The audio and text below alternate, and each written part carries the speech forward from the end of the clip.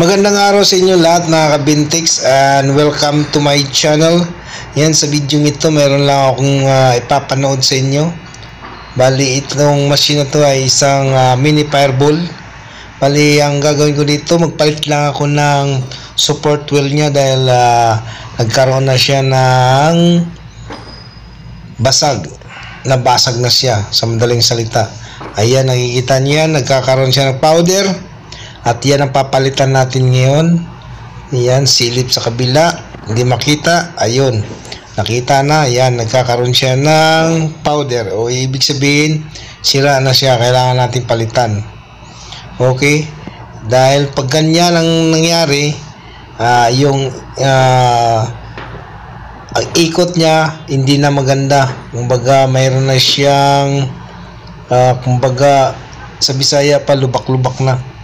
Kaya yan ang papalitan natin at share ko sa inyo kung paano ko papalitan siya. Ayan, proceed tayo. Ayan guys, bali ito. Ano natin siya ng jack para umangat yung gulong para maikot natin siya. Para madali siyang tanggalin pag nakaangat. Kaya gumamit tayo ng jack. Okay. Ayan na, inaikot na yung gulong niya. Bali ito yung support wheel. Rubberized to siya. Rubberized na may bakal sa gitna. Ayan. Tapos yan, gumamit tayo ng jack para umangat. Nag-ano ko ng kalang dyan para tumaas siya ng konti. Kaya ang gagawin natin dyan, babaklasin natin yung kabila. Guys, ang gamit kong dyan 24 na spanner, tapos automatic 24 yung niya para matanggal siya. Ayan, proceed tayo. Okay, ayan, binabaklas ko na yung wheel nya, yung pinaka support wheel nya para mapalitan natin ng bago.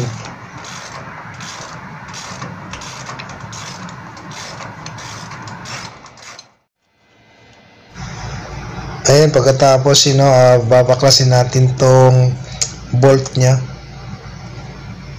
Tapos nawala na yung pinaka lock nya dyan sa para mabunot natin tong support wheel. Yan, dandahan. Tsaka mayroon siyang dalawang spacer na hindi nawawala yan.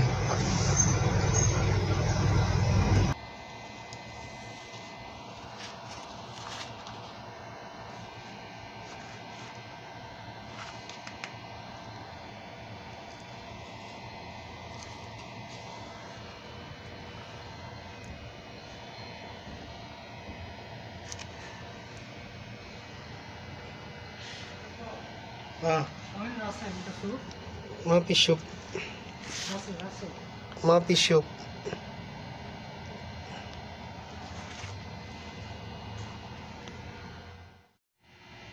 Ayan, ito yung bagong support wheel. Ito yung papalit natin sa luma. Ngayon, meron siyang gitna na pinaka bushing. Yan, yung pinaka bushing niya sa gitna.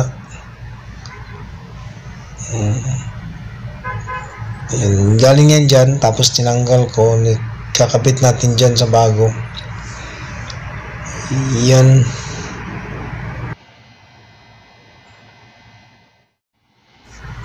Ayan, sinasalpak na natin. Ayun, bali dandaan natin sa salpak yan dahil meron siyang spacer. Yan sa gitna. At yan. Yan ang gagawin natin. Bali yung spacer medyo natanggal. Kailangan i-balance mo para pumasok siya. Yan. Yun, nawala na siya. Kaya yun, salpak natin yan. Yan, nandito sa sa gilid. Kailangan nandyan yan.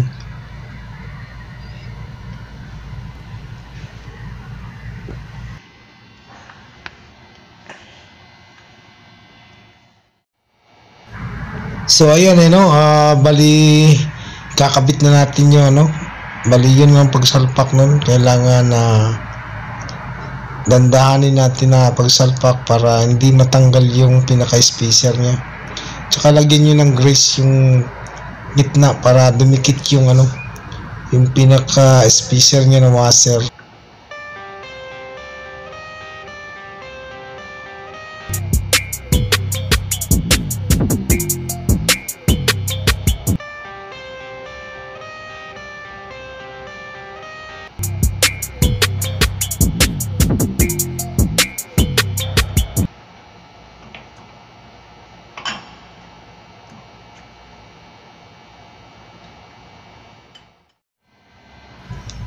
Ayan, pagkatapos, ayun, ay kabit na natin. Ayan, smooth na siya. Lalagyan na natin ng lock yan. Okay. Ayan, bali, ngayon ititesting na natin siya. Before natin testing, i-double check natin kung may mga naiwan na mga gamit dyan sa loob. Hindi siya magkakaroon ng problema.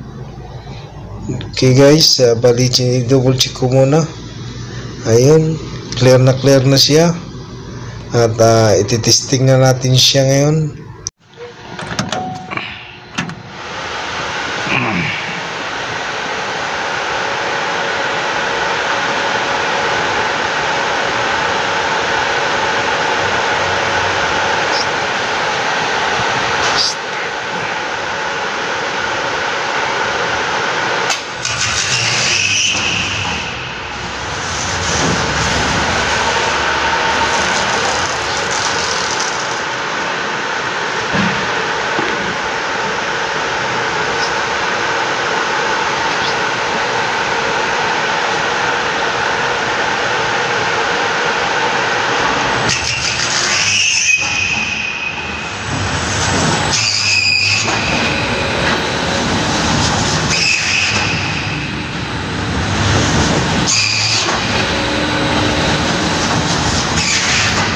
Ayan mga boss, hanggang dito lang at maraming salamat sa panonood. Bye bye.